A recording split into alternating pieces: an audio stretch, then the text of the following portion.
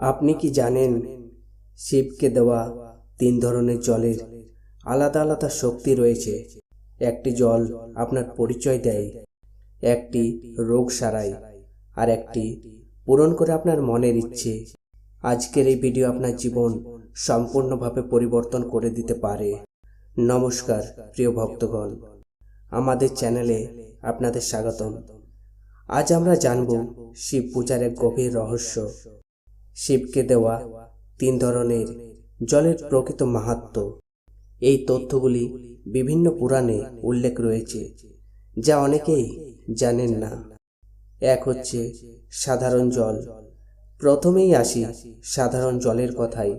যখন আপনি ঘর থেকে সাধারণ জল নিয়ে শিবকে অর্পণ করেন, তখন আসলে আপনি ভগবানকে নিজের পরিচয় দিচ্ছেন। এটা যেন আপনার ঠিকানা জানানোর মতো। প্রভু, আমি আপনার ভক্ত, আমি আপনার কাছে এসেছি। এই জলের মাধ্যমে আপনি নিজের মন, ভক্তি এবং শান্তির প্রার্থনা করেন। 2 নম্বর, ইতর মিশ্রিত জল, রোগ মুক্তির জন্য। দ্বিতীয় প্রকারের জল হলো ইতর মিশ্রিত জল। একটি লোটায় জল নিয়ে তাতে সামান্য ইতর মিশিয়ে শিবকে অর্পণ করা হয়।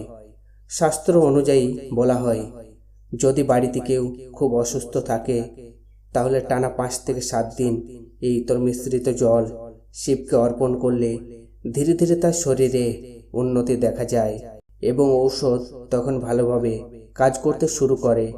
এটি ভক্তি ও বিশ্বাসের এক শক্তিশালী উপায়। 3 নম্বর হচ্ছে বেলপাতাযুক্ত জল, মনস্কামনা পূরণের জন্য। এবার আসি সবচেয়ে শক্তিশালী জলের কথায়, বেলপাতা দেওয়া জল। একটি পাত্রে জল নিয়ে তার মধ্যে একটি বেলপাতা রেখে শিবকে অর্পণ করতে হয়। এই সময় মুখে কিছু বলার দরকার নেই, শুধু মনে মনে নিজের ইচ্ছে, নিজের স্বপ্ন ভগবানকে জানিয়ে দিন। বিশ্বাস করা হয়, এইভাবে অর্পণ করলে ভগবান শিব আপনার মনস্কামনা পূরণ করেন। সংক্ষেপে 3 ধরনের জল।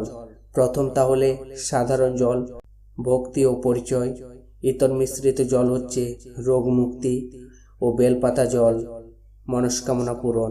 ভিডিওটি যদি আপনার ভালো লাগে তাহলে লাইক, শেয়ার এবং সাবস্ক্রাইব করতে ভুলবেন না, এবং কমেন্ট করে জানান আপনি কোন জলের মাধ্যমে শিব পুজো করেন।